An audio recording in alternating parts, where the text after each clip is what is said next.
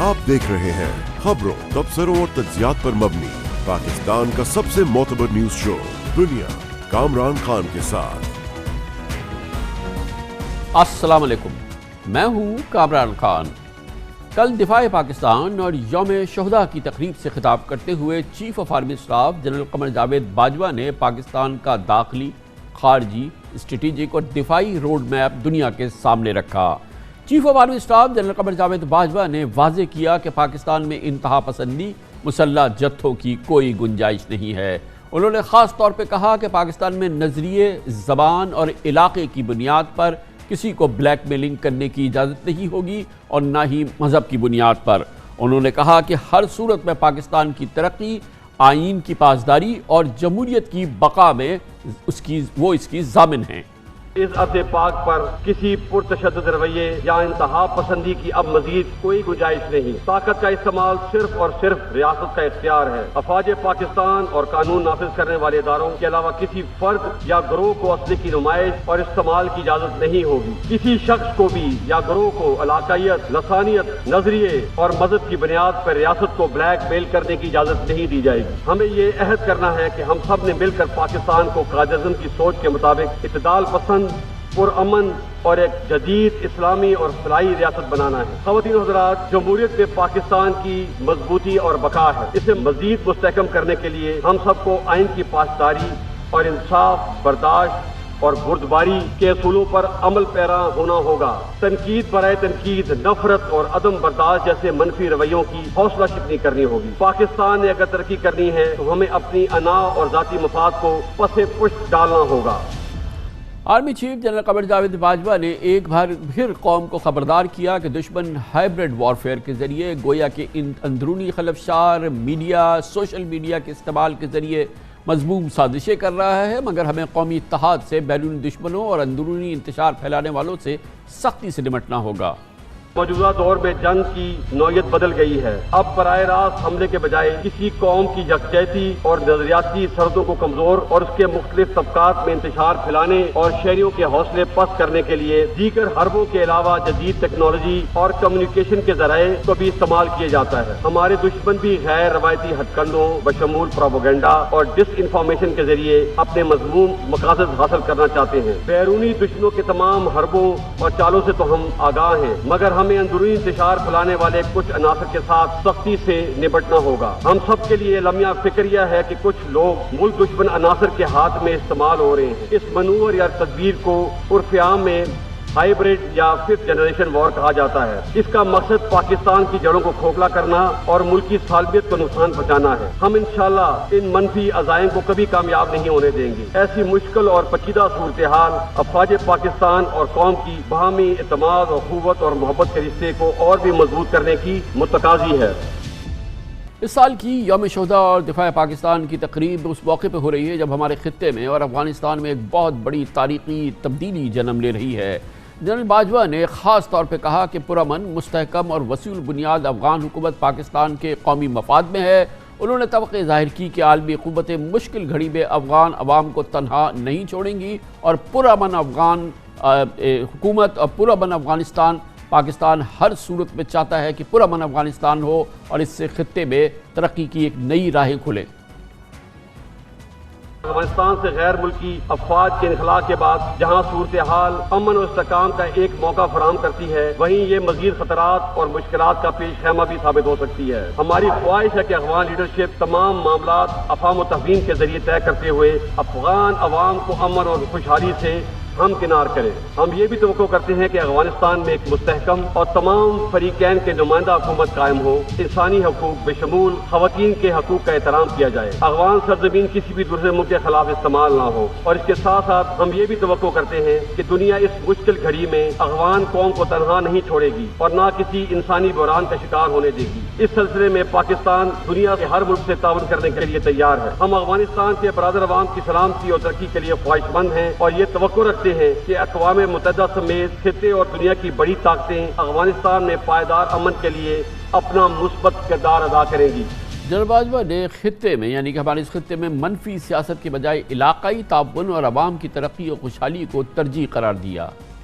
21वीं सदी में हमें एक दूसरे के खिलाफ जियो पॉलिटिक्स की रवायती मनफी सोच के बजाय आवाम की तरक्की और खुशहाली और इलाकाई ताउन के फरोग के लिए जो जियो इकोनॉमिक तरजीहात, खित्ते के इश्तराक और जदीद टेक्नोलॉजी के हसूल पर काम करना चाहिए। मैं समझता हूँ कि अब तालीम, सेहत, infrastructure development, population control, climate change हमारी तरजीहात होनी चाहिए।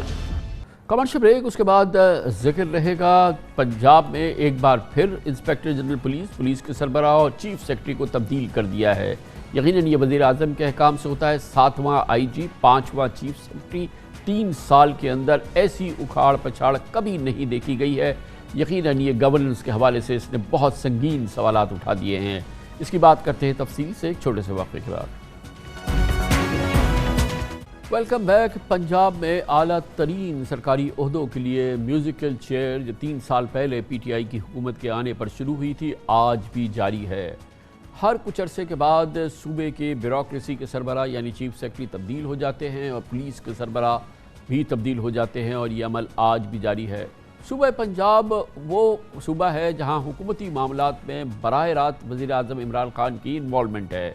वहाँ 3 साल बाद भी वज़ीर आज़म के जो मुंतखब करदा वज़ीर आला उस्मान बुज़दार है, उनकी एक टीम नहीं बन पाई है। आज एक मरतबा फिर पंजाब के IG और चीफ सेक्रेटरी तब्दील हुए हैं। जैसे मैंने आपको बताया, वफाकी काबीना की मंजूरी के बाद अब जवाद रफ़ीक की जगह कामरान अली अफजल चीफ सेक्रेटरी पंजाब होंगे, जबकि इनाम गनी की जगह राव सरदार अली खान IG पंजाब तैनात किए गए हैं। PTI की 3 बरस की हुकूमत में कामरान अफजल अब 5वें चीफ सेक्रेटरी हैं और सरदार अली खान 7वें IG पंजाब हैं। और इस रफ्तार की तब्दीलियाँ पाकिस्तान की तारीख़ में कभी भी किसी सूबे में देखने से नहीं आई है। इस हिसाब से उस्मान बुज़दार की हुकूमत में IG पंजाब की औसत मुद्दत मुलाजमत 6 महीने और चीफ सेक्रेटरी की औसत मुद्दत 9 माह रह गई है। पिछले 3 साल से ब्यूरोक्रेसी में उखाड़ पछाड़ जारी है। इसे हुकूमत नाअहली के सिवा और कुछ नहीं कहा जा सकता। ये भी समझ से बालातर है कि आखिर वज़ीर आज़म इमरान खान क्या चाहते हैं। उनके पास पंजाब की हुकूमत की कारकर्दगी और उस्मान बुज़दार की गवर्नेंस जांचने के लिए क्या पैमाना है। हमने अगस्त 2020 में वज़ीर आज़म से पंजाब में IG और चीफ सेक्रेटरीज़ की तबादुर से तब्दीलियों का मामला उठाया था, तो उनका कहना था कि पहले तजुर्बा नहीं था, गलत फैसले हो गए, अब दुरुस्त कॉम्बिनेशन मिल गया है। 2 साल में 4 आपने IG चेंज किए हैं, 4 चीफ सेक्रेटरीज चेंज किए, 7 हेल्थ सेक्रेटरीज चेंज हुए। ये गवर्नेंस का डिबाकल की पिक्चर नजर आती है।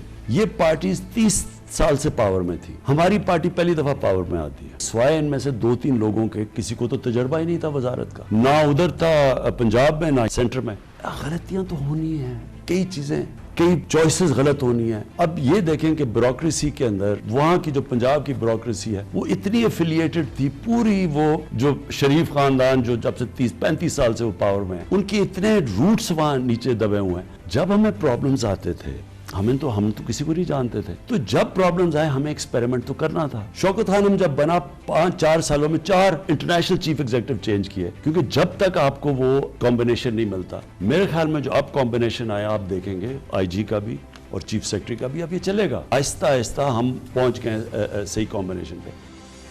नहीं पहुँचे हैं। हमने आज से 1 साल पहले उस्मान बुज़दार वज़ीर आला से भी इस उखाड़ पछाड़ की वजह जानने की कोशिश की थी।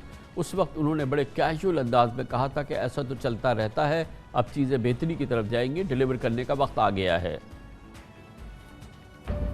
2 साल हो गए ना चीफ मिनिस्टर साहब, आपने 5 IG तो तब्दील कर दिए हैं, 6ठा IG आप लेके आए हैं। 2 साल के अंदर एवरेज 4 महीना आप एक इंस्पेक्टर जनरल पुलिस को देते हैं। पाकिस्तान की तारीख में इसकी कोई मिसाल मौजूद नहीं है। ये ट्रांसफ़र पोस्टिंग एक एग्जीक्यूटिव मसला है जो सूबाई हुकूमत का अख्तियार है कि जिस अफसर को जहाँ पे पोस्ट करे वो कर सकती है। चूँकि जिस तरह जनाब को मालूम है कि तहरीक इंसाफ की हुकूमत पंजाब में पाकिस्तान में पहली दफ़ा आई है और हमें बहुत सारी प्रॉब्लम्स फेस करनी पड़ती हैं। स्टार्ट में आपको पता है कि जो हमें सेटल होने के लिए टाइम लगता है, तो ये एक एग्जीक्यूटिव सिलसिला है, उनका ये चलता रहता है। इसमें मेरे ख्याल में इस किस्म की कोई बात नहीं, ये पार्ट ऑफ सर्विस है और ये निज़ाम इसी तरह से ही चलता है। 4 चीफ सेक्रेटरी आपने बदल दिए, 5 सेक्रेटरी फाइनेंस बदल दिए, 6 सेक्रेटरी तालीम बदल दिए। अगर 4 चीफ मिनिस्टर्स इमरान खान बदल देते तो पंजाब तो तितर बितर हो जाता ना सर। तो देखें, बेहतर से बेहतर की तलाश हमेशा जारी होती है। हम अवामी लोग हैं और लोगों के सामने जवाबदेह हैं और इस सिलसिले में हमें जो भी मैयर लेने होते हैं वो हम अपनी नेक नीति के साथ हम लेते हैं।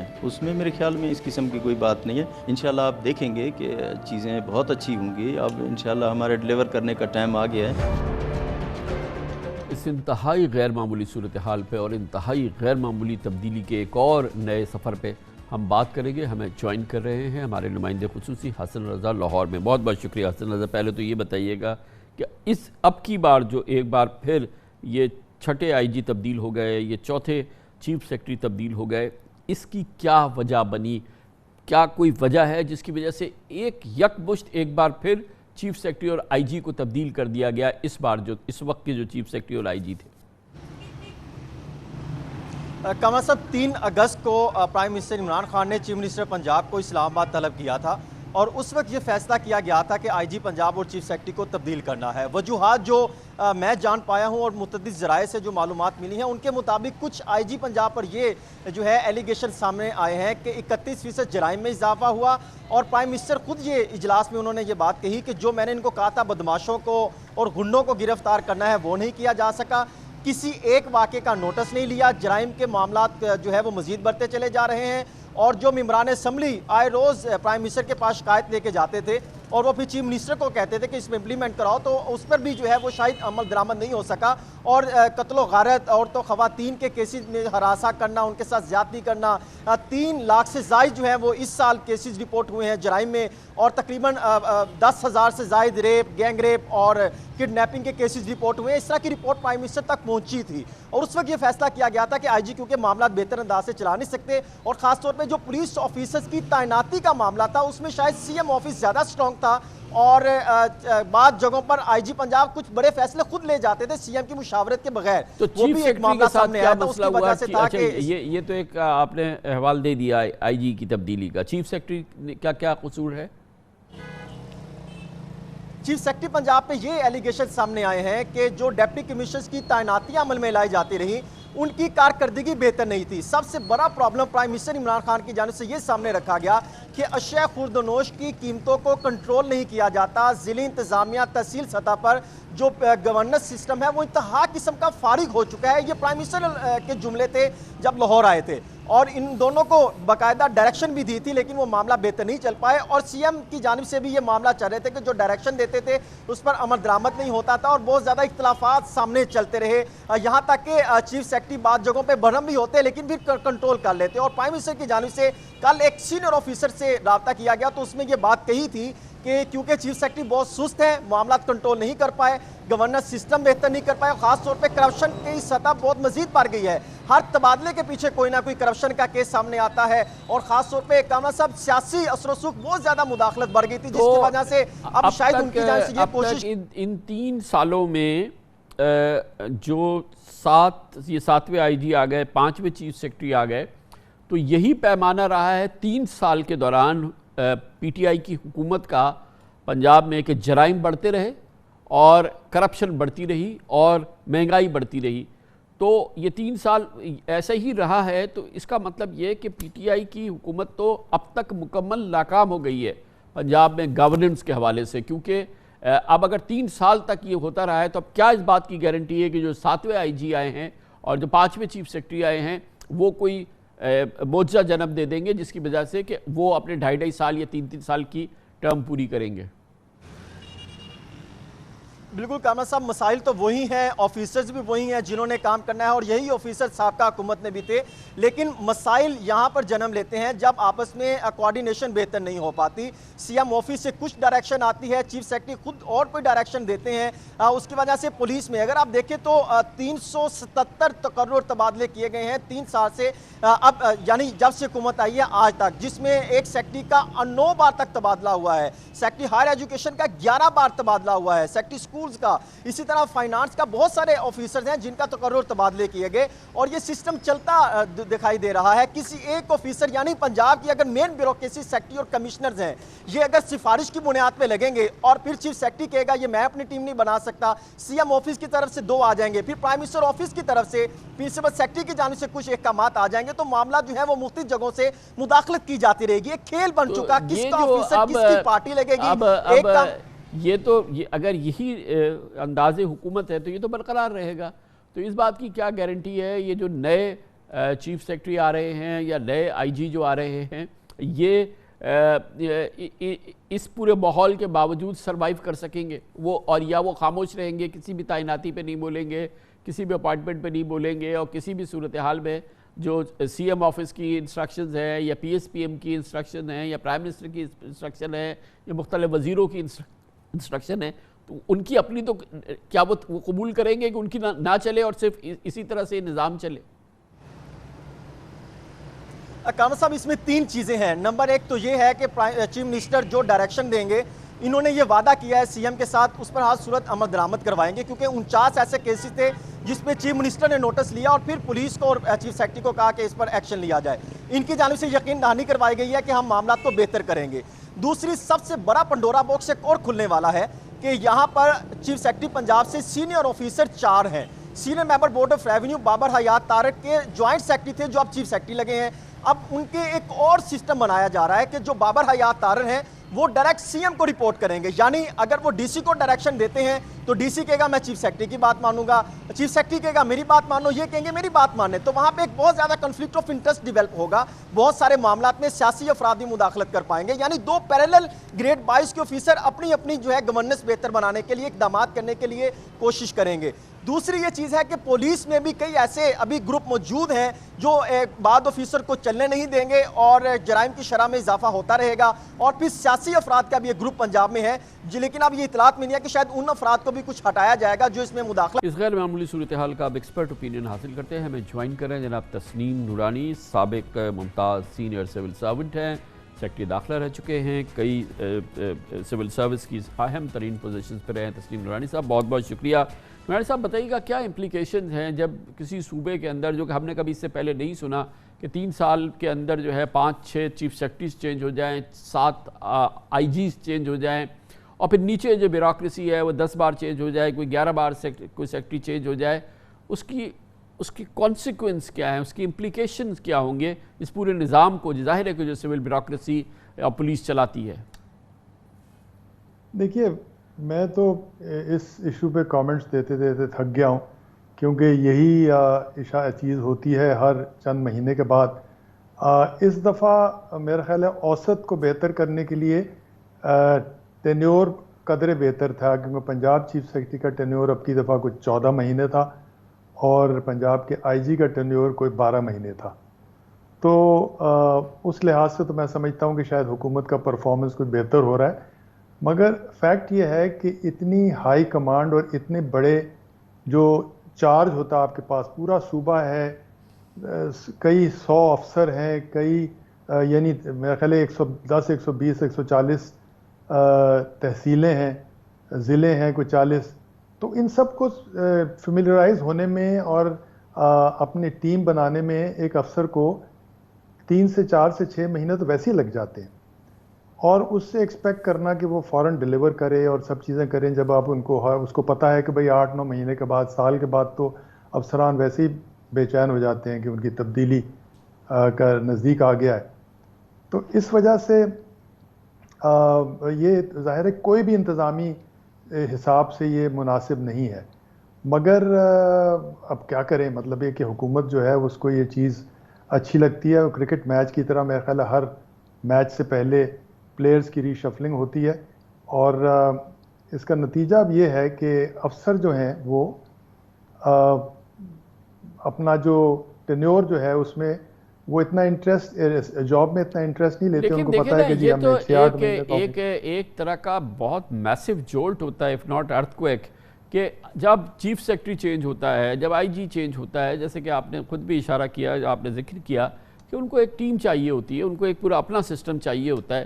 جس صوبے کے اندر 3 سال میں 5 چیف سیکرٹریز جو ہیں وہ آ چکے ہیں، جس میں 7 آئی جیز آ چکے ہیں، پھر وہ اپنے لحاظ سے چینجز کرتے ہیں، تو اس کے کس قدر دوررس اثرات ہوں گے، کتنے منفی اثرات ہوں گے پورے نظام پہ، اور پھر چاہے وہ law and order who police کے لحاظ سے یا پھر ایک سول ایڈمنسٹریشن ہو جس کو کہ چیف سیکرٹری جو ہے وہ لیڈ کرتا ہے. تو اس کی کاسٹ تو بہرحال پولیٹیکل لیڈرشپ نے دینی ہے نا. دیکھیے آپ یعنی بائی آل اکاؤنٹس آپ نے دیکھا کہ لوگ کہتے ہیں کہ جی گورننس ڈیلیوری جو ہے وہ کمزور ہو گئی ہے. اچھا اب اس میں افسروں کا قصور ہو سکتا ہے، مگر افسر ان ماس اتنے خراب نہیں ہو سکتے. پہلے جب آپ دیکھیں کہ ایوب خان، ضیاء الحق کے زمانے میں ٹینیورز ہوتے تھے 3 سال کے، 2 سال کے بھی لوگ تبادلہ ہو جاتا تھا، پھر آہستہ آہستہ ٹینیورز کم ہوتے گئے. उस ज़माने में डिलीवरी बेहतर थी, इस्तेहकाम था, अफसरों का जो एक इफ़ेक्टिवनेस थी और रिट थी गवर्नमेंट की अफसरों के थ्रू। अब बेताब होके जो फॉर इंस्टेंस मुझे ये बताया गया है कि चीफ सेक्रेटरी पंजाब का गालिबन एक वजह ये बनी कि प्राइस कंट्रोल में तासुर ये था कि उन्होंने अच्छा डिलीवर काम नहीं किया और कीमतें बड़ी बढ़ गई। अब अगर ये रीज़न है, जो मैं समझता हूँ कि मुझे बड़े मोतबर ज़राए से बताया, तो फिर ये बड़ा अजीब सा डिसीजन है, क्योंकि ये जो प्राइस कंट्रोल एक मेन आइटम बन गया है डिस्ट्रिक्ट एडमिनिस्ट्रेशन का, ये एक मिसयूज़ है डिस्ट्रिक्ट एडमिनिस्ट्रेशन का, उनको डिस्ट्रैक्ट किया जा रहा है अपने असल काम के लिए। प्राइस कंट्रोल एक हद तक मैजिस्ट्रेट्स हुआ करते थे, हमेशा ये प्राइसेस लगती थी सरकार की, और वो ख़राब माल सरकार के रेट पे होता था, असल माल पीछे होता था। तो ये यानी this is an economic factor, economic control by changing of chief secretaries और चेंजिंग ऑफ ऑफिसर्स, या उनकी आप ग्रेडिंग शुरू कर रहे हैं, ठीक है, उसका शायद कोई फ़ायदा होता हो।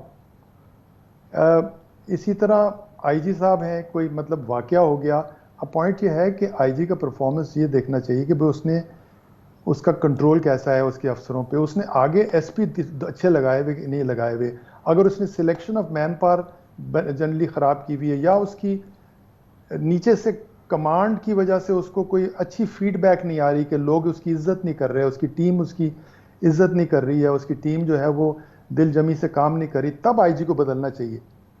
एक इंसिडेंट या दो इंसिडेंट से अगर आप बदलेंगे तो फिर यही होगा कि हर 6 महीने के बाद कोई बड़ा इंसिडेंट होगा और उसको आप कोई चीज़, तो ये एक ऐसे बेसिक उसूल हैं इंतज़ाम के जिसमें कि आपको अपनी इंस्टिंक्टिव जो उस वक़्त फ़ैसले होते हैं, ये गुस्सा आता है, उसको रोकना पड़ता है। बहुत बहुत शुक्रिया जनाब तस्लीम नूरानी हमारे साथ मौजूद है। कमर्शियल ब्रेक, इस दौरान न्यूज़ हेडलाइंस देखें, जिसके बाद हम अपने प्रोग्राम के बाकी हिस्से के साथ वापस आते हैं इंशाल्लाह। अफगानिस्तान पर कंट्रोल को 23वें दिन और अमरीकी इनखला के 8वें रोज़ आज बिलाखिर तालिबान ने नई अमूरी अफगान हुकूमत का ऐलान कर दिया है।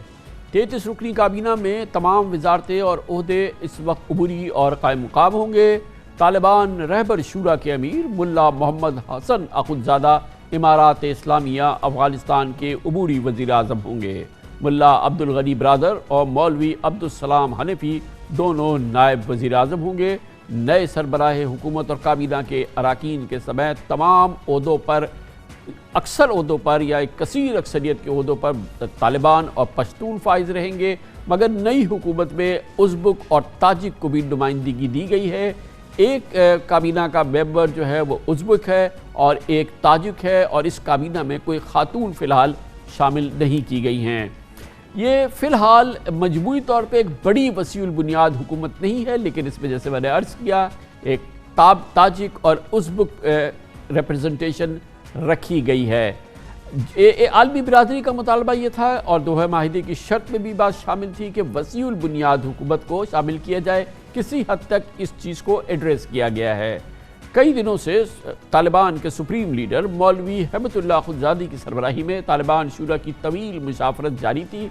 कंदहार तालिबान का हेडक्वार्टर है, वहीं पे ये मुशावरत होती है। मौलवी हिबतुल्लाह अखुंदजादा भी वहीं रहते हैं और आज इस काबीना का बाकायदा ऐलान किया गया।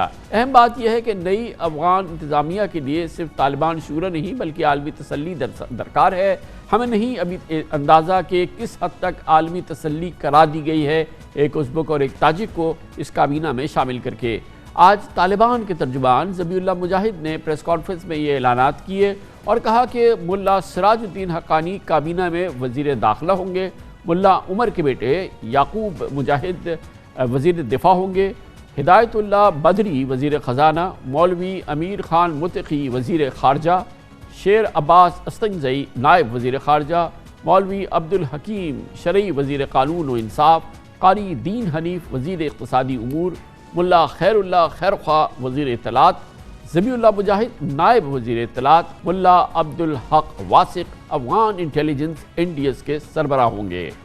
3 दिन पहले रॉयटर्स ने खबर दी थी कि नई अफगान हुकूमत अबूरी होगी और मुकम्मल तौर पर तालिबान अराकीन पर मुश्तमिल होगी, जबकि मुस्तकिल हुकूमत के क़याम और आइन साजी के लिए 6 से 8 माह में लुआ जरगा बुलाया जाएगा और फिर मनसूबाबंदी होगी। कल अल जज़ीरा ने एक रिपोर्ट में कहा था कि तालिबान की जानिब से पाकिस्तान, चीन, तुर्की, ईरान, कतर और रूस को نئی حکومت کی تقریب حلف برداری میں شرکت کی باقاعدہ دعوت دی گئی ہے، لیکن تقریب کی تاریخ کے بارے میں فی الحال کسی کو آگاہ نہیں کیا گیا ہے۔ کل طالبان کی جانب سے وادی پنجشیر میں مکمل کنٹرول کا دعویٰ سامنے آیا۔ اب پنجشیر کی مزاحمتی فورس کے ترجمان فہیم دشتی اس مقابلے میں ہلاک بھی ہوئے، جبکہ سابق نائب صدر امراللہ صالح اور احمد مسعود کے فرار کے جو بیٹے تھے وہ ابھی تک فرار یا لاپتہ ہیں، ان کے بارے میں کوئی مصدقہ اطلاع اویلیبل نہیں ہے۔ بہرحال آج افغان حکومت طالبان حکومت کا اعلان ہو گیا ہے، یہ ایک تاریخی اعلان ہے جو کہ آج کیا گیا ہے۔ مکمل طور پر وسیع البنیاد حکومت نہیں ہے۔ کابینہ اور اس حکومت کے کلیدی اراکین کا ہم تعارف حاصل کرتے ہیں، آپ کے ساتھ شیئر کرتے ہیں کہ یہ حکومت کن افراد پر مشتمل ہے۔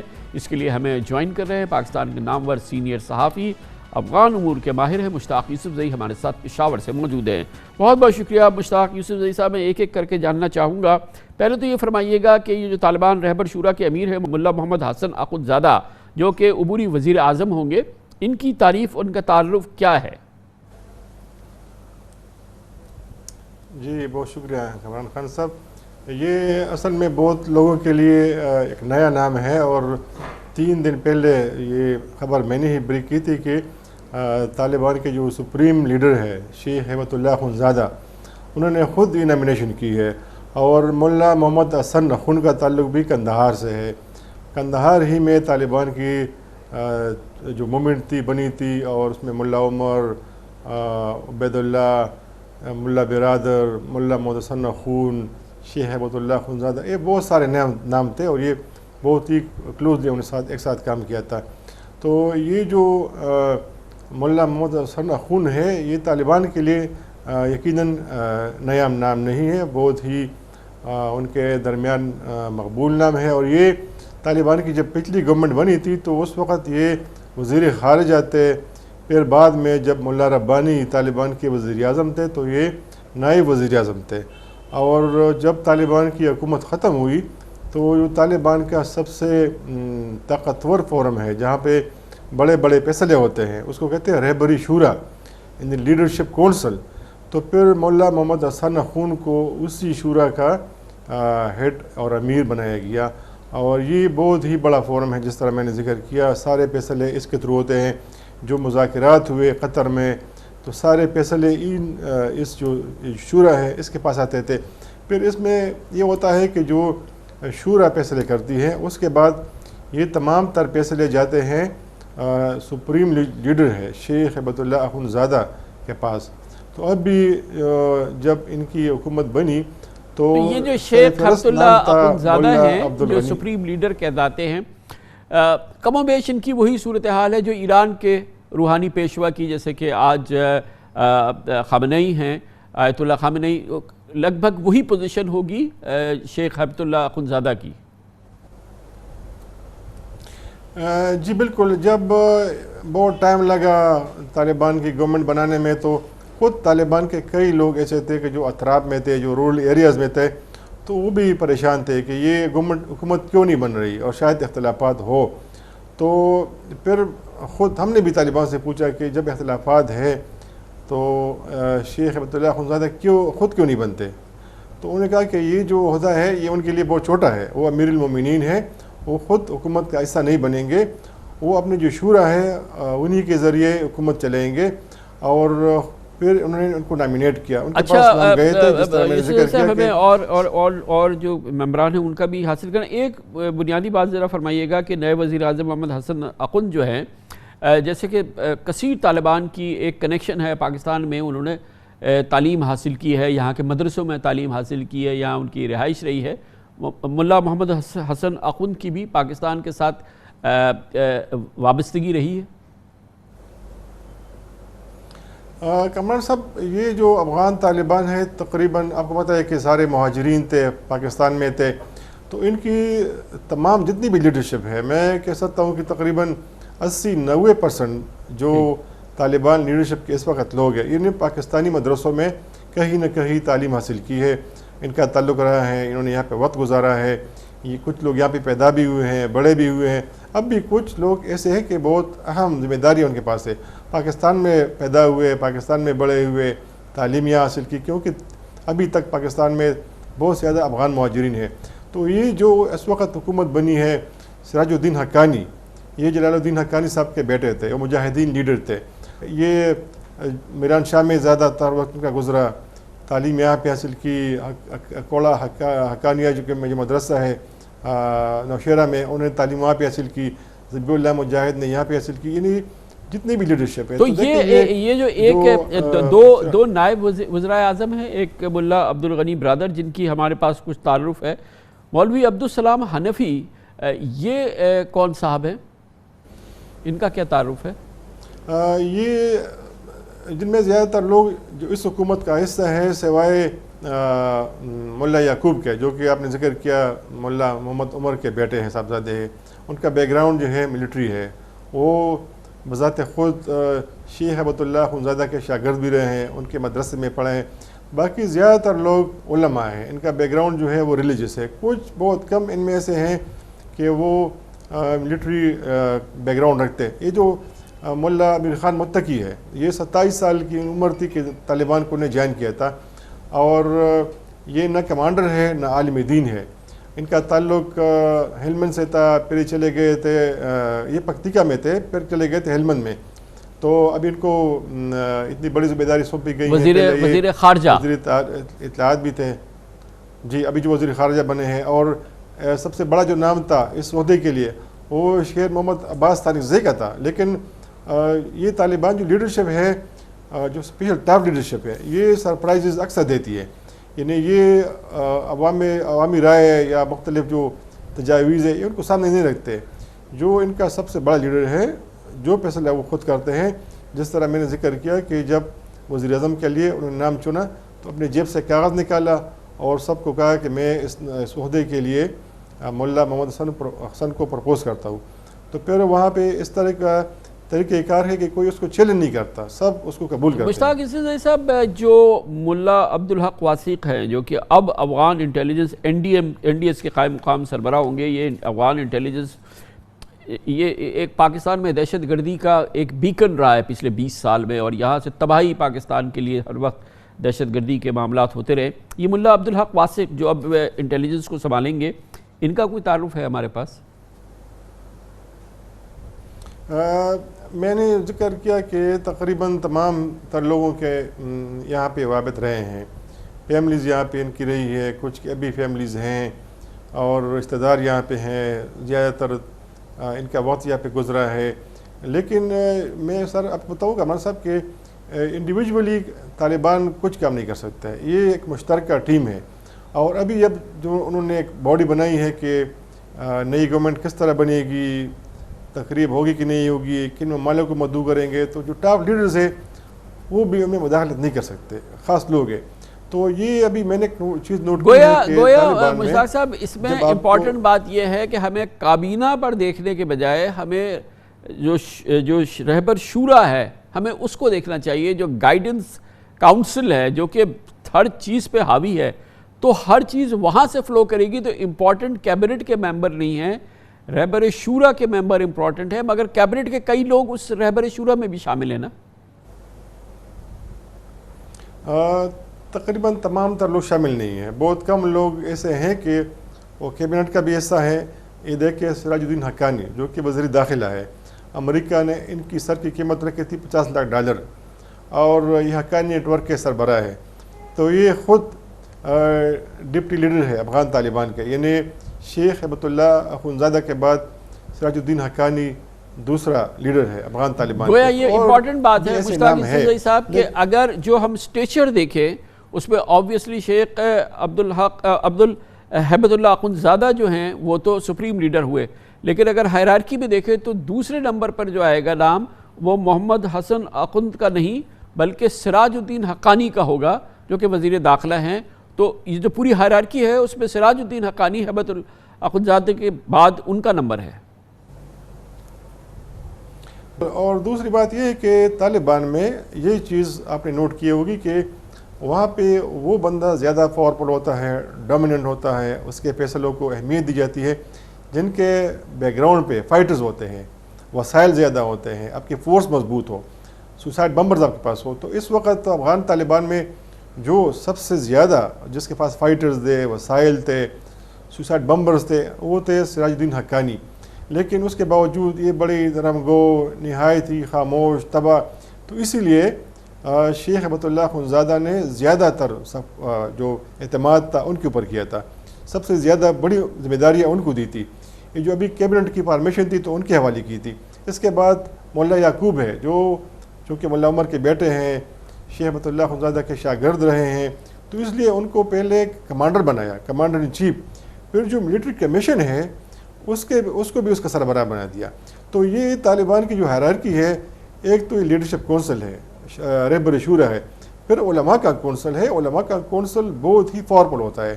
یعنی جتنے بھی شرعی مسائل ہوتے ہیں, امریکہ اور طالبان کی جب بات چیت ہوتی تھی قطر میں, تو جتنے ایشوز تھے, مسائل تھے, ان کا تعلق مذہب سے تھا, تو وہ ڈائریکٹلی آتے تھے یہ علماء کونسل کے پاس. تو اس لیے طالبان میں ایک فرد کچھ نہیں کر سکتا. یہ شورا ہوتا ہے, پھر علماء کا کونسل ہوتا ہے. ان میں امپورٹنٹ بات بڑے مراحل سے گزرنا پڑتا ہے. میں نے یہ دیکھا ہے کہ یہ جو رہبری شورا ہے, علماء کونسل ہے, ہیبت اللہ اخندزادہ ہیں جو کہ ظاہر کے سپریم لیڈر ہیں, یہ سب پبلسٹی سے دور ہیں, یہ کیمرے سے دور ہیں, یہ میڈیا سے دور ہیں. یہ کسی بھی صورت میں ان کو کسی صورت سے سامنے آ کے یا کوئی اپنی شہرت یا کوئی اپنی تشہیر سے ان کا کوئی قطعی تعلق نہیں ہے. اور جن لوگوں کا ہے ان کی اتنی اسٹیچر میں ویلیو, جیسے ذبیح اللہ مجاہد کو ڈیپٹی انہوں نے انفارمیشن منسٹر بنایا جو کہ فیس ہے طالبان کا اس وقت, اس کی ویلیو کچھ بھی نہیں ہے. اور یہ سہیل شاہین وغیرہ تو شاید کسی گنتی میں بھی نہیں ہے. تو یہ بڑی ایک دلچسپ بات ہے کہ جو ڈیسیشن میکرز ہیں وہ کہیں جو ہے وہ نظر نہیں آتے. بالکل میں آپ سے متفق ہوں. اور اس طرح ہے کہ طالبان میں ایک بات آپ نے نوٹ کی ہوگی کہ جو ان کا بہت بڑا بندہ ہو, اگر وہ جیل جائے تو پھر جب رہا ہو جاتا ہے تو ان کے اوپر پھر وہ اعتماد نہیں ہوتا. ان کو شامل کر لیتے ہیں لیکن جو اہم فیصلے ہوتے ہیں ان کو پھر شامل نہیں کرتے, ان کو بڑی ذمہ داری نہیں دیتے. اس طرح جو لوگ فرنٹ پہ آتے ہیں, شوقین ہوتے ہیں میڈیا کے, تو ان کو بھی ذمہ داری نہیں دیتا ہے. تو میں نے جس طرح ذکر کیا کہ شیر محمد عباس تانکزئی یہ ایک بڑا نام تھا, اور دوحہ میں بہت ایکٹیو تھے, یہ ظاہر ہے ایکٹیو تھے. تو ان کو بھی ذمہ داری اس طرح ہوتا ہے کہ طالبان جو ہے وہ ڈیپٹی فارن منسٹر کی ہے, جو کہ بالکل ہی شاید ان کا بھرم رکھنے کے لیے شامل کیا گیا ان کو یا ذبیح اللہ مجاہد کو. جی میں نے خود کامران صاحب ملاقاتیں کی تھی سراج الدین حقانی صاحب کے ساتھ 2008 میں. اس کے بعد ان کے سر کی قیمت مقرر ہوئی 2009 میں $50 لاکھ. تو پھر دوبارہ میری ان سے ملاقات ہوئی تھی. تو میں نے خود ان سے پوچھا تھا کہ آپ تو بڑے شریف ہیں, آپ تو بالکل میڈیا شائع ہیں, سامنے بھی نہیں آتے, اور یہ آپ اتنے بڑے کمانڈر ہیں, آپ کی سر کی قیمت انہوں نے مقرر کی ہے, تو آپ تو بالکل ایک شریف انسان ہے, نہ آپ کے پاس پسٹل ہے نہ گن ہے, تو یہ کس طرح ہوا؟ تو کہتے ہیں کہ شاید مشتاق صاحب میں نے کچھ کیا ہوگا نا, اس لیے میری ان کی سر کی قیمت انہوں نے اتنی رکھی ہے. تو یہ جتنے بڑے بڑے لوگ تھے یہ اکثر میڈیا سے دور رہتے تھے. وہ سمجھتے ہیں کہ ہمارا کام بہت سینسیٹیو ہے, بہت سارے کام ہیں. یہ جو لوگ کہتے ہیں کہ طالبان ویسے ہی بیٹھتے ہیں, کھاتے پیتے, ایسی بات نہیں ہے.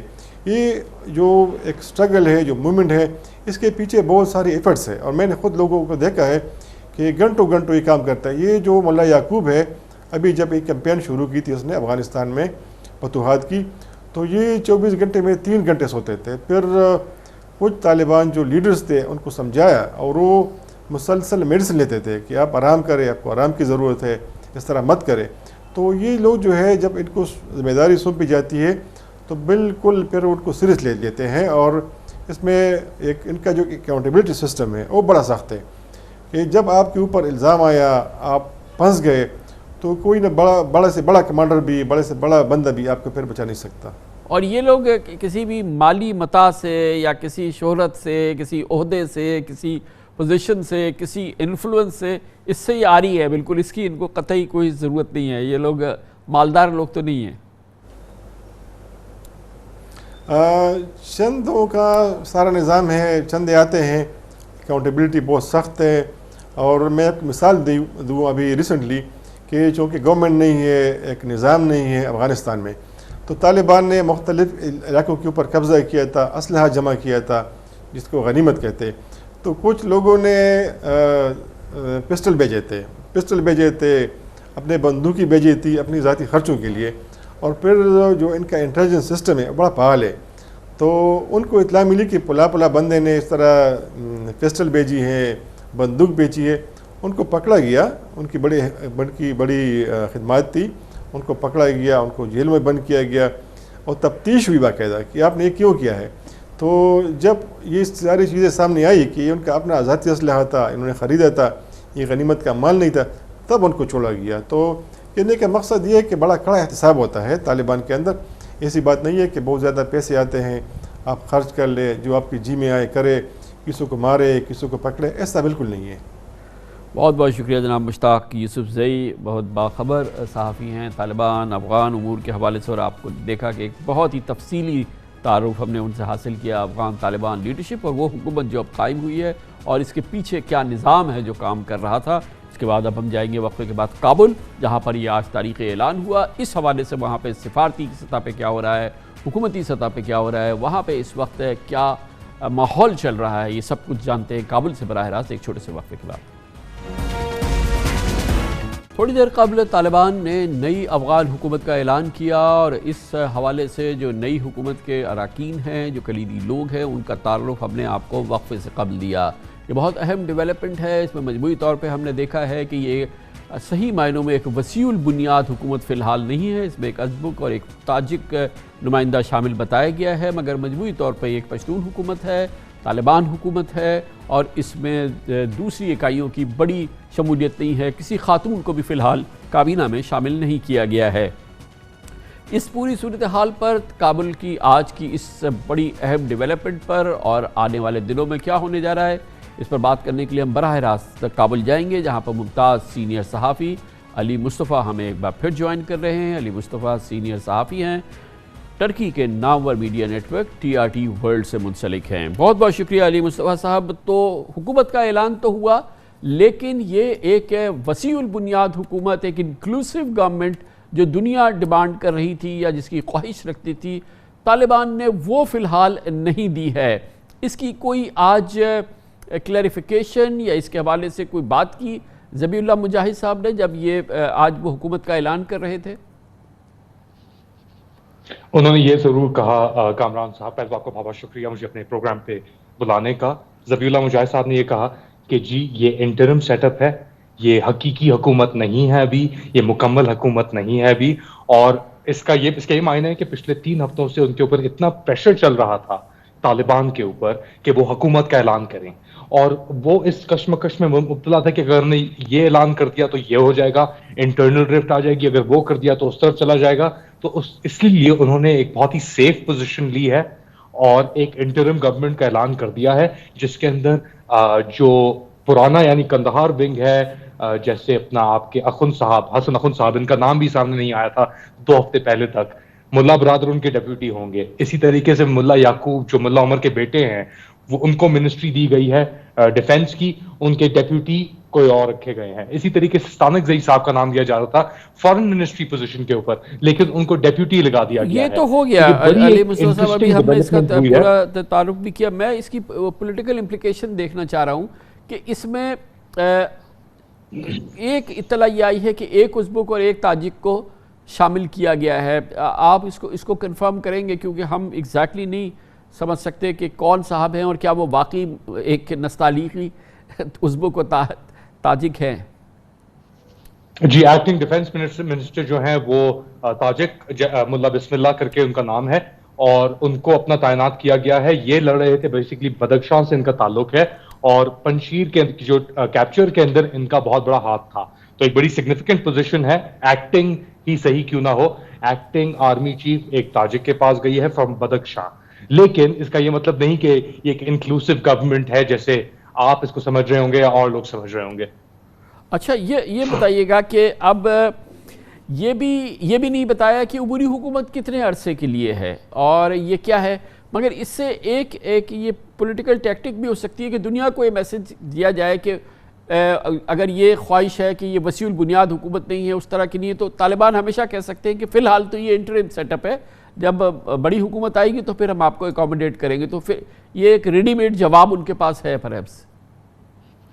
ایک گولی سے ہر چیز کا علاج کرنے کی کوشش کی گئی ہے اس کے اندر، اور نہ صرف یعنی انٹرنیشنل آڈینس کے لیے، بٹ مور امپورٹنٹلی اپنے اندر کی سطحوں کے لیے، کہ ہم ابھی بھی وہی طالبان ہیں، ہمارے نظریات تبدیل نہیں ہوئے، ہم ابھی بھی ملا عمر کو اپنا اصلی امیر مانتے ہیں، اور نئے امیر ہیں ہمارے ہیبت اللہ خنزادے، وہ رہیں گے، وہ کانسٹنٹ ہے، اس میں کوئی تبدیلی نہیں آئی۔ اور یہاں تک کہ ہم اتنے ہی آئیڈیالوجیکلی ابھی تک ڈریون ہیں کہ ملا یعقوب، ملا عمر کے صاحبزادے، وہ اب آپ کے ڈیفنس منسٹر ہوں گے۔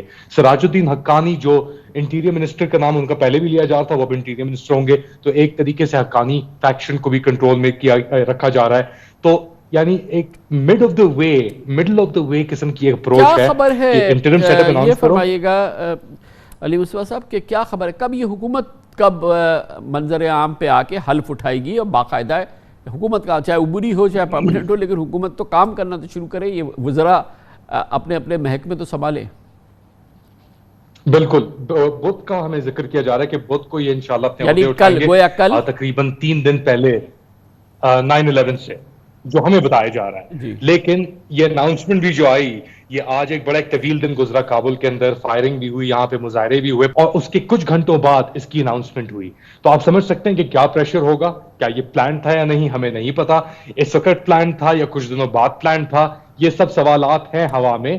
لیکن حقیقت یہ ہے کہ اب حکومت انٹرم سیٹ اپ اناؤنس کر دیا گیا ہے، ایک بوجھ تو اٹھا طالبان کے کندھوں سے۔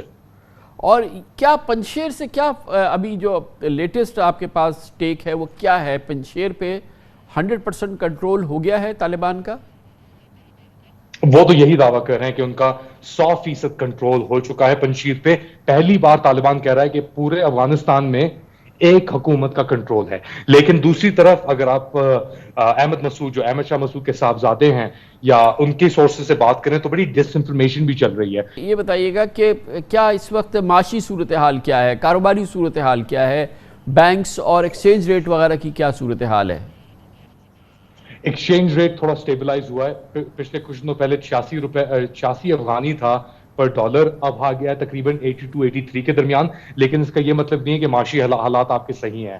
ان کی بہت کوشش چل رہی ہے کہ یہ یونائٹڈ نیشن سے تقریباً $230 ملین ہیومینیٹیرین ایڈ ریسیو کریں، کسی طریقے سے اپنے جو پیسے فروزن ہیں ورلڈ بینک کے تھرو $10 ارب ان کو انفریز کیا جائے۔ تو یہ ایک بہت ہی ٹائٹ سچویشن میں ابھی طالبان پھنسے ہوئے ہیں، اور اگر اس سچویشن کو جلد از جلد کنٹرول میں نہیں لے کے آئیں گے اس معاشی صورتحال کو، تو ان کے لیے آگے مسئلے ہو سکتے ہیں۔ اور مجموعی ملک سے کیا خبریں آ رہی ہیں کہ ایک ڈے ٹو ڈے نظام چل رہا ہے ملک کا اس وقت؟ بالکل ڈے ٹو ڈے نظام چل رہا ہے ملک کا۔ بڑے لوگوں کو ابھی تک تنخواہیں نہیں ملی ہیں، کچھ پچھلے 6 ماہ سے تنخواہیں نہیں ملی ہیں۔ لوگ ایسے ہیں جو بھوکے اپنی راتیں گزارے ہیں کابل کے اندر۔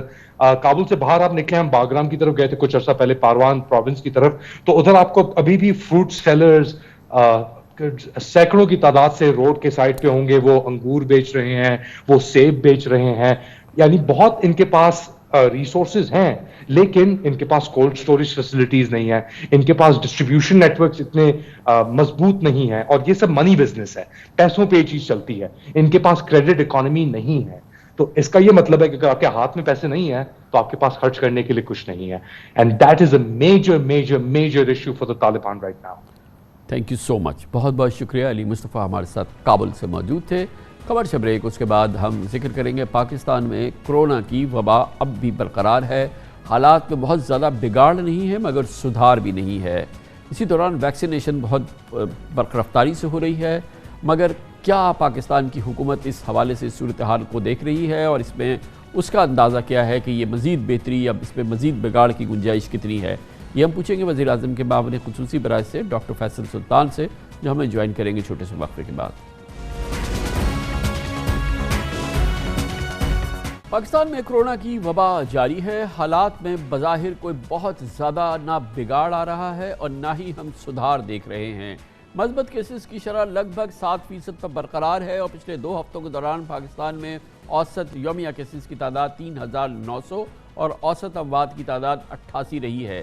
پچھلے 7 روز کے دوران یومیہ اوسط کیسز کی تعداد میں 8% کمی دیکھی گئی، جبکہ پچھلے ہفتے کی یومیہ 99 اموات کے مقابلے میں اس ہفتے تعداد 77 رہی ہے۔ سب سے زیادہ تشویش کی بات یہ ہے کہ پاکستان میں ایکٹیو کیسز کی تعداد بڑھتی جا رہی ہے۔ اگست کے پہلے ہفتے میں یہ تعداد 86,000 تھی جو آخری ہفتے میں 91,000 تک پہنچ گئی، اور اس ماہ کے پہلے ہفتے تک یہ تعداد 92,315 تھی، جن میں سے 5,500 مریض کرٹیکل ہیں۔ عوام ایس او پیز پر عمل درآمد تو نہیں کر رہے اور حکومت کو بندشیں لگانی پڑتی ہے۔ پچھلے ہفتے این سی او سی نے پنجاب کے 15 اور کے پی کے 8 اضلاع جہاں کرونا کا پھیلاؤ تیز رہا تھا وہاں 12 ستمبر تک اضافی پابندیاں لگائیں۔ خوشائند بات یہ ہے کہ ملک میں ویکسینیشن کا عمل تیزی سے جاری ہے۔ ابھی تک 6,33,00,000 سے زائد افراد کو ویکسین لگ چکی ہے۔ این سی او سی نے احکامات جاری کیے ہیں کہ جن افراد کی دوسری ڈوز کا مقرر وقت ہو چکا ہے وہ میسج کا انتظار کیے بغیر کسی بھی سینٹر سے دوسری ڈوز لگوائیں۔ ملک میں 17 سال اور اس سے بڑی عمر کے طالب علموں کو بھی ویکسین لگائی جا رہی ہے۔ محکمہ تعلیم سندھ کے مطابق بغیر ویکسینیشن کالجز کے طلبہ کو داخلہ نہیں دیا جائے گا۔ طلبہ کلاسز بھی نہیں لے سکیں گے اور نہ ہی امتحانات دے سکیں گے۔ سول ایویشن 1 اکتوبر سے اندرون اور بیرون ملک فضائی سفر کے لیے مسافروں کو ویکسینیشن سرٹیفکیٹ لازمی قرار دے چکی ہے۔ پاکستان میں کرونا کی موجودہ صورتحال پہ بات کرنے کے لیے ہمیں آج جوائن کر رہے ہیں محترم ڈاکٹر فیصل سلطان، وزیر اعظم کے معاون خصوصی برائے صحت۔ بڑی نوازش ڈاکٹر صاحب آپ نے ہمیں جوائن کیا ہے۔ بظاہر جو نمبرز ہم دیکھ رہے ہیں ملک میں کوئی بڑا بگاڑ نظر نہیں آ رہا مگر کوئی بڑا سدھار بھی نظر نہیں آ رہا، جبکہ ایکٹیو کیسز کی تعداد جو ہے وہ بہت ہم یہ کہہ سکتے ہیں کہ کافی تشویشناک ہے۔ آپ کے نزدیک اس وقت کووڈ کی جو ہماری کرنٹ سچویشن ہے ملک کی، اس کو آپ کیسے ڈسکرائب کریں گے؟ جیسے آپ نے فرمایا کامران صاحب کہ جو موجودہ سچویشن ہے وہ کچھ ایسی ہے کہ بڑھ بھی نہیں رہی لیکن کچھ واضح طور پہ بہتر بھی نہیں ہو رہی۔ کچھ تھوڑا سا جب اعتدال دکھتا ہے لیکن ساتھ ساتھ ہمیں یہ بھی نظر آتا ہے جیسے آپ نے بتایا کہ جو کرٹیکل مریضوں کی تعداد ہے اور وہ 5,500 سے 5,500 سے 5,600 اس رینج میں چلتی رہی ہے 2 ہفتے۔ چنانچہ ایسی صورتحال میں آپ یوں کہیے کہ ہم جسے کہتے ہیں نا جب آپ لائن کے قریب ہوں تو اس کے بہت قریب نہیں کھیلنا چاہیے، تھوڑا سا مارجن اور سیفٹی رکھنی چاہیے۔ اسی وجہ سے یہ خیبر پختونخوا اور پنجاب کے کچھ مخصوص جو تھے شہر اور علاقے ان میں اضافی پابندیاں لگیں، اس میں اسکول بند ہوئے اور ہمیں بڑی سخت جسے کہتے ہیں تشویش بھی ہوتی ہے اور پریشانی بھی ہوتی ہے جب بھی اسکول بند کریں۔ بہت سوچ کے بڑا بادل ناخواستہ ہم اس کو کرتے ہیں لیکن یہ کرنا پڑا، ایک طرح کا تھوڑا سا سپیڈ بریک لگانی پڑی تاکہ ہم بیماری کی جو سپیڈ اور شرح ہے اس میں کچھ کمی لا پائیں تاکہ ہمارے لیے کچھ مارجن آف سیفٹی کریٹ ہو جائے۔ اور یہ جو کرنٹ ہاٹ سپاٹس کیا ہیں ڈاکٹر صاحب اس وقت جو ہمارا یہ انڈین ویریئنٹ چل رہا ہے، یہ سب سے زیادہ اس وقت پریویلنٹ کہاں ہیں، کہاں پہ ہاٹ سپاٹس ہیں ہمارے آج کل کے؟ سارے جو بڑے شہر ہیں پنجاب کے ان کے جو نمبرز ہیں وہ زیادہ ہی ہیں۔ پشاور میں، لاہور، راولپنڈی یہ شہر جو ہیں ڈیفینیٹلی ان میں رہے۔ مردان میں جسے کہتے ہیں جو پازیٹیوٹی ہے وہ بھی ہائی رہی ہے۔ اسی طرح کچھ میرپور کے اندر بھی جو ہے نمبرز، حالانکہ وہاں ٹیسٹنگ بہت زیادہ نہیں ہوئی لیکن اس کی جو ہے شرح زیادہ رہی ہے۔ تو آپ نے دیکھا کہ یہ جو چوتھی ویو ہے، بلکہ میں آپ کو یوں بتاتا ہوں کہ جب تیسری ویو آئی تو اس کی جو ابتدا تھی وہ شمالی پاکستان سے ہوئی، یعنی پنجاب اور کے پی میں زیادہ کیسز تھے، پھر وہ بعد میں وہی جو تھی لہر تھوڑی کراچی تک پہنچی۔ اب یہ والی موجودہ لہر ہے اس کی ریورس ڈائریکشن تھی۔ یہ شروع میں کراچی میں آپ نے دیکھا زیادہ جو پازیٹیوٹی تھی اور ہاسپٹلز کا فل اپ تھا، وہاں تھوڑا سا کچھ اعتدال آیا لیکن پھر وہ چیز جو تھی وہ شمالی حصے میں پاکستان میں پنجاب کے وسط میں خاص طور پہ اسلام آباد اور کے پی، یہاں پھر ہمیں وہ زیادہ نمبرز ملے۔ بہرحال ابھی بھی ہماری امید ہے اور ہمارا خیال ہے کہ یہ جو میجرز ہم لے رہے ہیں انشاءاللہ اس میں فردر ٹھہراؤ اور پھر اس میں نیچا ٹرینڈ آئے گا، لیکن یہ جو موجودہ میجرز کیے یہ ناگزیر ہو چکے تھے، ان کو کرنے کی ضرورت تھی۔ اور یہ بھی میں آپ کو بتاتا چلوں کامران صاحب کہ آپ کو پتہ ہے اس بیماری میں آپ 1.5 سال ہو گیا سب دیکھ رہے ہیں کہ ٹو لٹل ٹو لیٹ زیادہ خطرناک ہوتا ہے، یعنی وقت پہ فیصلے کرنے ہوتے ہیں، دیر سے کریں تو پھر اس کا نقصان ہوتا ہے۔ تو اس لیے اس وقت ہم نے اس ہفتے کے لیے یہ فیصلہ کیا تھا اور مجھے امید ہے کہ اس کا خاطر خواہ اثر نظر آئے گا۔ ڈاکٹر صاحب یہ ریکوریز ہماری کیوں اس وقت اسٹال نظر آتی ہیں؟ ریکوریز کی پیس جو ہے وہ کافی سلو ہے۔ ریکوریز ہو رہی ہیں، اصل میں یہ جو ایکٹیو کیسز کا نمبر اور یہ جو ہے نا یہ تھوڑا سا ڈیرائیوڈ نمبر ہوتا ہے، کیلکولیٹڈ نمبر ہوتا ہے، اس لیے ہم اس کو دیکھتے تو ہیں، اس کو رپورٹ بھی کرتے ہیں، لیکن میں سمجھتا ہوں کہ جو چیز ایک طرح سے زیادہ انڈیکیٹو ہوتی ہے سسٹم کے پریشر کی وہ کرٹیکل کیئر کا نمبر ہے۔ ایک تو وہ بڑی مستند سا نمبر ہے، وہ تقریباً 4,300 ہسپتالوں اور اداروں سے اس کا ڈیٹا آتا ہے اور وہ روزانہ کی بیسس پہ اپڈیٹ ہوتا ہے. تو میں سمجھتا ہوں کہ وہ زیادہ ایک ریلائبل نمبر ہے. سو پریشر ضرور موجود ہے لیکن ایسی بات نہیں کہ لوگ ریکور نہیں کر رہے, لوگ ریکور کر رہے ہیں. اور آپ دیکھ رہے ہیں کہ شرح اموات جو ہے اس میں بھی تھوڑی سی ایک معمولی سی شاید کمی آئی ہو گزشتہ ہفتے میں بنسبت اس سے پچھلے ہفتے کے. لیکن بہرحال آپ کو پتا ہے کہ جو ڈیتھس ہیں اس کے نمبر بعد میں زیادہ آتے ہیں. تو ابھی یہ ہفتہ جو ہے اس کو واچ کرنے کی ضرورت ہے. اس کے بعد ہی کچھ بتا پائیں گے کہ جو ایکچوئل ریکوری کا ریٹ ہے وہ ایگزیکٹلی کیا ہے. لیکن ایسا کوئی میجر فرق ہمیں نہیں دیکھتا. ہاں ایک چیز ہم دیکھ رہے ہیں کہ ینگر لوگوں میں ہم نے انفیکشن کا زیادہ سنا ہے اس دفعہ, اور کچھ اعداد و شمار بھی انڈیکیٹ کرتے ہیں کہ شاید تھوڑا سا پہلی ویوز کی نسبت جو نوجوان ہیں ان میں ہے. اور دوسری اس کی وجہ یہ بھی ہو سکتی ہے کہ اولڈر پاپولیشن میں اب ویکسینیشن جو ہے خصوصاً بڑے شہروں میں اس کی شرح بڑھ چکی ہے. تو جیسے آپ نے خود ہی ذکر کیا, اب ہم 17 سال سے عمر کے زیادہ جو بچے ہیں ان کو تو ویکسین شروع کر چکے ہیں, اور انشاءاللہ آنے والے دنوں اور ہفتوں میں ہم اس ایج لمٹ کو فردر ایج بریکٹ کو نیچے لے کے جائیں گے, اور 16 اور 15 تک بھی یہ جائے گی, اور انشاءاللہ ممکن ہے اس کے بعد ہم فردر بھی اس کو کنسیڈر کریں. تو اس وقت ذرا فوکس اس لیے پھر اسکولوں اور بچوں پہ زیادہ تھا. ڈاکٹر صاحب ابھی یہ ویکسینیشن جو تھی اس کا ہم ٹارگٹ کر رہے تھے کہ شاید سپٹمبر اینڈ تک ہم 100 ملین ہٹ کرے. ابھی ہم کوئی 6.5 کروڑ کے قریب ہیں, تو وہ جو ہمارا 100 ملین کا ٹارگٹ ہے وہ کہاں پر ہے اس وقت, کہاں کھڑا ہے؟ اور ہم نے اس میں بعض پیریڈ دیکھے ہیں ابھی پچھلے 2-3 ہفتوں میں کہ کافی لیک لسٹر رہی ہے ویکسینیشن. جی ہاں, ویکسینیشن میں یہ ہے کہ دیکھیے روز کے 10 لاکھ یعنی ملین سے زیادہ تو تقریباً ہر روز ڈوزز لگ رہی ہیں. ایک دن ایسا بھی تھا جبکہ 1.6 ملین کے قریب ڈوزز لگیں. سو ویکسینیشن چل رہی ہے اور اس کی پیس بھی اچھی ہے, لیکن ہم اس کو فردر تیز رکھنا چاہتے ہیں. بلکہ میں آپ کو آپ کے پروگرام کے ذریعے میں یہ بھی کہنا چاہتا ہوں کہ جو دوسری ڈوز ہے, سیکنڈ ڈوز ہے, اس پہ سستی نہ کیجیے, کیونکہ جو ہمارے اعداد و شمار ہیں وہ یہ شو کرتے ہیں کہ ایک ڈوز بھی کچھ پروٹیکٹ کرتی ہے, لیکن جو اصل پروٹیکشن ہے آپ کی فل ڈوز کے بعد آتی ہے, ماں سوائے کینسائنوں کے جس کی ڈوز ہی ایک ہے. تو اس صورت میں کئی دفعہ لوگ اس میں اگر سستی کرتے ہیں یا بھول رہے ہیں کہ چلو جی ایک ڈوز لگ گئی, کہیں ہمیں ویٹ نہ کرنا پڑے, ماں سوائے چھوٹے موٹے کوئی واقعات کے زیادہ تر جگہوں پہ ایڈیکویٹ یعنی کافی مقدار میں تمام ویکسینز موجود ہیں. آپ اپنی ویکسین کی جو دوسری ڈوز ہے ضرور جا کے لگوائیں. اگر اس کے 28 دن ہو گئے تو میسج آنے کا بھی انتظار نہ کیجیے. تو ہم سمجھتے ہیں کہ اس میسج کے ذریعے اور اس طریقے کے ذریعے ہم سیکنڈ ڈوز مکمل کر کے, اور جو ہمارا سال کے آخر کا ٹارگٹ ہے 70 سے 100 ملین کے درمیان کا, ہم تو اوریجنلی 70 کہتے تھے, انشاءاللہ آپ دیکھیں گے اس سے آگے جائے گا, وہ انشاءاللہ بالکل مکمل ہوگا اور اس میں کامیابی ہوگی. لیکن ہمیں لگاتار کوآپریشن کی ضرورت ہے, عوام کی طرف سے بھی, میڈیا کی طرف سے بھی, اور اس میں کسی قسم کے اگر لوگوں کو شکوک شبہات خیالات ہوں تو ضرور اپنے ہیلتھ پروفیشنل سے مشورہ کریں تاکہ بے خوف و خطر آپ ویکسین لگوائیں. ڈاکٹر صاحب ہماری جو کووڈ مینجمنٹ ہے اوور آل, اس کا اگر ہم ایک انڈیپینڈنٹ اور نیوٹرل اور ایک کریڈیبل اسسمنٹ دیکھنا چاہیں تو میرے خیال میں کہ جو ہمارے انٹرنیشنل اسسمنٹ ہے, جس میں خاص طور پہ UK کی جو ہماری اسسمنٹ ہے وہ بڑی امپورٹنٹ ہے. ہم اس کو کچھ بھی کہہ سکتے ہیں, لیکن بہرحال UK گورنمنٹ سمجھتی ہے کہ ہم ایڈیکویٹ ارینجمنٹ نہیں ہے ہمارے یہاں اور ایڈیکویٹ کنٹرول نہیں ہے, جس کی وجہ سے ہم اب بھی ریڈ لسٹ میں ہیں UK کی, جبکہ ہمارا خیال تھا کہ شاید ہم نہیں ہوں گے. ہم واقعی وہ نہیں کر رہے جو کہ ایک انڈیپینڈنٹ نیوٹرل کریڈیبل اسسمنٹ پہ پورا اترے, یا یہ کہ وہاں پہ کچھ پرابلم ہو رہا ہے یا ہماری کمیونیکیشن کا پرابلم ہے, کہاں ہم کھڑے ہیں اب؟ میں سمجھتا ہوں جی کہ یہ نیوٹرل یا فیئر اسیسمنٹ نہیں ہے. اس کی وجہ یہ ہے کہ ان کا ایک اپنا طریقہ کار ہے, ان کو حق ہے, ہم اس کو نہیں ڈاؤٹ کرتے. جیسے ہم اپنے ملک میں اپنے رولز اور سسٹم کو چلاتے ہیں, ظاہر ہے ان کو حق ہے.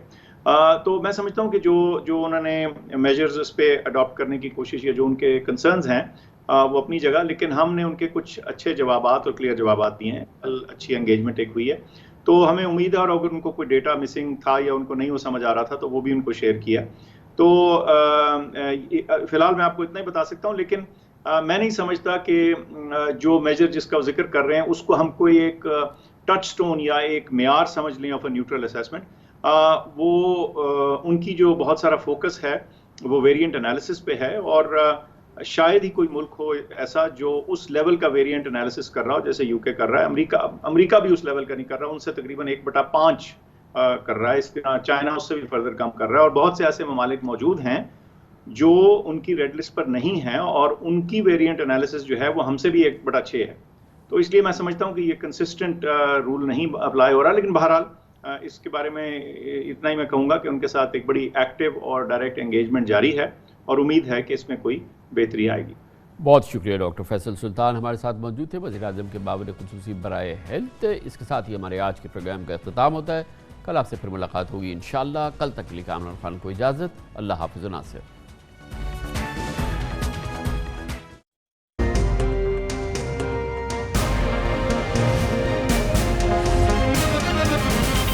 دنیا خبر کی دنیا